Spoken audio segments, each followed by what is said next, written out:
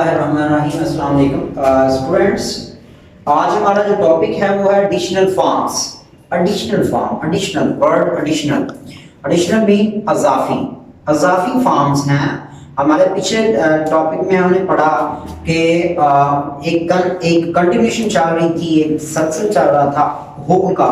तो हमने F R B are की जो कर्व स्ट्रोक के साथ आर की या कर्व स्ट्रोक के साथ एल की जो थी वो हमने पढ़ी थी। इसी तरह उन्हीं की कंटिन्यूएशन में मैं बताया, यहाँ पे हमें एक जो टॉपिक बता रहा है एडिशनल फॉर्म्स के बारे में, उन्हीं की जो F R B R T H R और दोनों टी एच आर हाइट वाला थिक वाला भी, इनको इन्हीं को ही आगे वो चलाते हुए कहता है कि कुछ एडिशनल भी इसमें हम उसने ऐड किए हैं।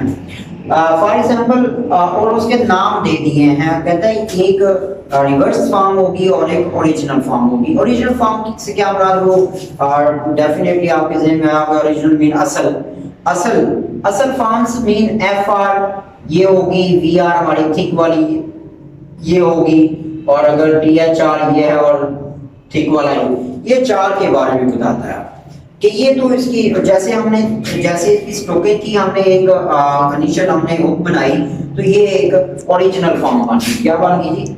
ओरिजिनल फॉर्म, ये ओरिजिनल फॉर्म। लेकिन अगर इस दूसरा जो है वो कहता है ये रिवर्स फॉर्म है, रिवर्स फॉर्म। अब रिवर्स फॉर्म क्या है? रिवर्स फॉर्म क्या है? अब इसी को अगर रिवर्स कर देंगे, इसका ऑपोजिट कर देंगे इसका, यानी कि एफ आर हमारा ओरिजिनल ये था और इसी को एफ आर को ये कर देंगे तो ये हमारा रिवर्स फॉर्म में हो जाएगा। इसी तरह बी आर को थिक वाले को अगर ये कर देंगे तो ये रिवर्स फॉर्म बन जाएगा। अगर टी एच आर को ये कर देंगे और टी एच आर थिक वाले को ये कर देंगे तो that is those are reverse forms. ठीक है जी, तो ये रिवर्स फॉर्म्स है जो कि हमने इनको ऑपोजिट कर दिया, रिवर्स कर दिया। ठीक है जी, तो ये आज हम इनके बारे में पढ़ेंगे। आगे भी बताता है कि ये रिवर्स फॉर्म कहाँ पे यूज होनी है और ओरिजिनल फॉर्म कहाँ पे यूज होनी है। फिर मैंने बताता है कि ऐसे वर्ड जो कि ये चार जो हमने किए हैं, मैं इनको यहाँ पे लिख भी देता हूँ अलग से।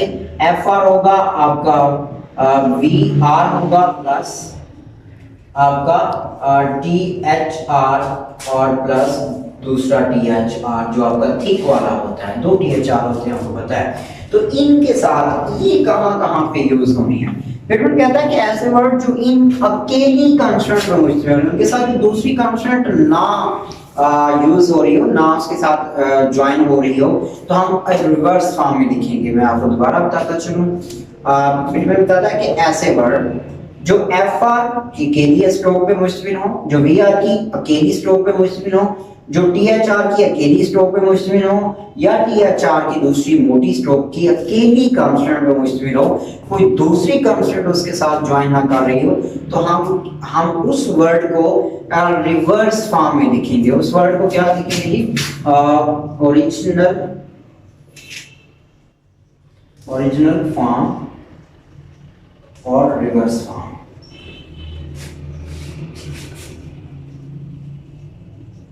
ये है ऐसे वर्ड जो अकेली एफ आर, जो अकेली ये सारे वर्ड अकेली पे मुश्तमिल होंगे, वो हमारे रिवर्स फॉर्म से लिखे जाएंगे। फॉर एग्जांपल, एक एग्जांपल के तौर पे मैं वर्ड लिख रहा हूं यहाँ पे। एक वर्ड होता है फ्री। अब इसके साथ एफ आर है, सिर्फ कोई दूसरी कंस्टेंट नहीं आ रही, तो यहाँ पे हम जो एफ आर लिखेंगे हम रिवर्स फॉर्म में लिखेंगे, क्योंकि ये अकेली कंस्टेंट थी, इसके साथ दूसरी कंस्टेंट नहीं आ रही। तो ये इसके बारे में बताता है कि ऐसे वर्ड जो अकेली F R B R T H R की कंस्टेंट में होंगे, उनको हमने रिवर्स फॉर्म में लिखना है। ठीक है जी, ये तो हमारा एक टॉपिक, इसमें से एक हमारा ये सबक था आज का लेसन। इसी तरह जो दूसरे जो वर्ड होते हैं, पिटमैन कहता है कि अकेली कंस्टेंट ही आ रही हो, अगरचे कुछ वर्ड ऐसे होते हैं जो अकेली यही कंस्टेंट होती है, लेकिन उन कंस्टेंट से पहले वावल हरूफ आ जाते हैं। ए ई आई ओ यू में से भी वर्ड आ जाता है, तो फिर हम क्या करते हैं? फिर हम ओरिजिनल फॉर्म के साथ लिखते हैं। फॉर एग्जांपल हमने अभी पढ़ा देर अगर होगा देर, तो देर यहाँ देर में यहाँ पे चूंकि टी एच आर की अकेली कंस्टेंट है, हम इसको रिवर्स फॉर्म में लिखेंगे। लेकिन यही वर्ड अगर देर से अदर बन जाए, अदर, तो हम यहाँ पे अब इसको रिवर्स फॉर्म में नहीं लिख सकते। क्यों? यहाँ पे टी एच आर अगरचे अकेली स्ट्रोक है, लेकिन टी एच आर से पहले चूंकि वावल आ गया है, तो अब वावल की वजह से ये रिवर्स फॉर्म में नहीं बल्कि ओरिजिनल फॉर्म में ये लिखी जाएगी। ठीक है जी। तो ये हमारा दूसरा टॉपिक था, अगर T H R V R F R की अकेली कांस्टेंट ही हो अगरचे, लेकिन पहले अगर वावल आ जाता है तो फिर हम उसको रिवर्स फॉर्म में नहीं लिखते बल्कि ओरिजिनल फॉर्म में लिखते हैं। ठीक है जी, ये हमारा दूसरा था। आगे उसने हमें हमसे सारा कुछ छोड़ दिया। कहता है कि जब यही कांस्टेंट दूसरी कांस्टेंट के साथ ज्वाइन होती है, दूसरी इस कांस्टेंट से मुराद सारी कांस्टेंट जितनी भी बाकी बनती हो, कर्व हो या लाइट हो, कर्व हो या स्टेट हो, उनके साथ जब ये ज्वाइन होंगी, उनके साथ ये ज्वाइन करेंगे जब, तो जोन सी भी आपको लगती हो कि ये ज्यादा कन्वीनियंटली लिखी जा रही है, आसानी के साथ लिखी जा रही है, वो हम इनके साथ लिख देंगे। अगर रिवर्स फॉर्म वहां पे आसानी के साथ लिखी जा रही होगी तो हम रिवर्स फॉर्म लिख देंगे, अगर ओरिजिनल फॉर्म लिखी जा रही होगी तो हम ओरिजिनल फॉर्म लिख देंगे। वहां दोबारा बताता चलूं मैं एग्जाम्पली तौर पे, जब यही कांस्टेंट दूसरी हमारी जितनी भी कांस्टेंट है उनके साथ ज्वाइन करती हैं, तो फिर हमने ये देखना है कि कौन सी आसानी के साथ लिखी जा रही है। अगर ओरिजिनल फॉर्म आसानी के साथ लिखी जा रही है तो ओरिजिनल लिख देनी है, अगर रिवर्स आसानी के साथ लिखी जा रही है तो रिवर्स लिख देनी है। ठीक है जी। तो ये हमारा आज दूसरा इसका टॉपिक था। इस तरह पिटमैन कहता है कि जिस तरह हमने पिछले टॉपिक में या पिछले लेक्चर में पढ़ा था कि ना सिर्फ कर्व स्ट्रोक के साथ आर की हुक बनती है बल्कि एल की हुक भी बनती है, लेकिन वो थोड़ी सी बड़े मुंह वाली होती है, उसका वो एक्सपेंड कर देता है उसकी हुक। तो उसके साथ अगर कहता है कि के के साथ प्लस गे के साथ और प्लस एन के साथ और प्लस स्ट्रेट अपवर्ड स्ट्रोकेज जितनी भी हैं, हमारी स्ट्रेट अपवर्ड स्ट्रोकेज जितनी भी हैं, ये इन स्ट्रोकों के साथ जब हमारा एफ एल वी एल आता है, एफ एल या वी एल आता है, तो कहता है हमेशा रिवर्स फॉर्म में लिखा जाता है। फॉर एग्जांपल बर्ड है, स्ट्रेट अपवर्ड मराज से राइफल भी आ सकती है हमारी, ये भी स्ट्रेट अपवर्ड है। इस तरह एच की कोई भी शक्ल आ सकती है और स्ट्रेट अपवर्ड है। इस तरह डब्ल्यू के साथ भी आ सकता है और वाई के साथ भी। ये चार हमारी कंस्टेंट है, जब इनके साथ एफ एल वी एल आएगा तो रिवर्स फॉर्म में लिखा जाएगा, या के के साथ अगर आएगा बाद में तो भी रिवर्स फॉर्म में लिखा जाएगा। रिवर्स फॉर्म में मुराद मैं ये कह रहा हूँ, ये एफ एल होगा आपका, ये नहीं होगा। ठीक है जी। जब आपका एफ एल या वी एल इन कॉन्स्टेंट के साथ आएगा तो हमेशा रिवर्स फॉर्म में आएगा। ठीक है जी। और इसी तरह पिटमैन कहता है कि हमेशा जो शल होता है, कुछ वर्ड ऐसे हैं जिनके एंड पे जो प्रोनाउंसिएशन होती है वो शल की आ रही होती है, शल जैसे पार्शल या मार्शल।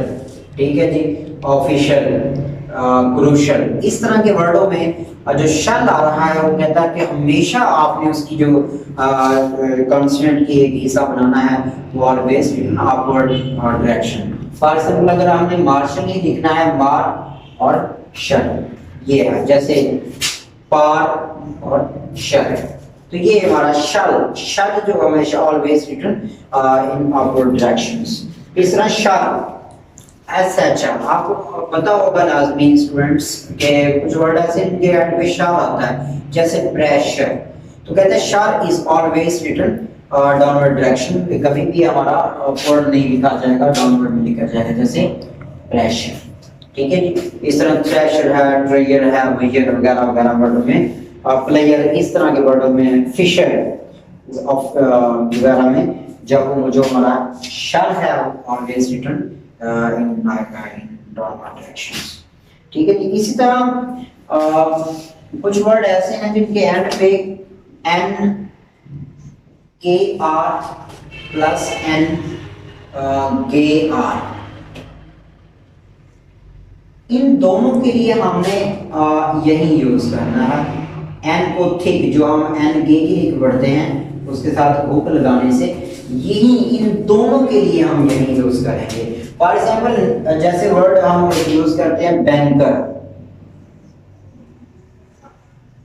अगरचे इसमें एन के आर है लेकिन इसके साथ हम जो यूज करेंगे वो यही थिक वाला यूज करेंगे। हम के एन को, केले को हम लाइट हुक नहीं बनाएंगे उसके साथ, बल्कि इसको थिक भी करेंगे। कहता है एन के आर प्लस एन के आर, जैसे फिंगर है, फिंग और गर, इसके लिए हम क्या करेंगे, इसके लिए हम एन को, दोनों के लिए एन को हम थिक करेंगे मास्ट। ठीक है जी।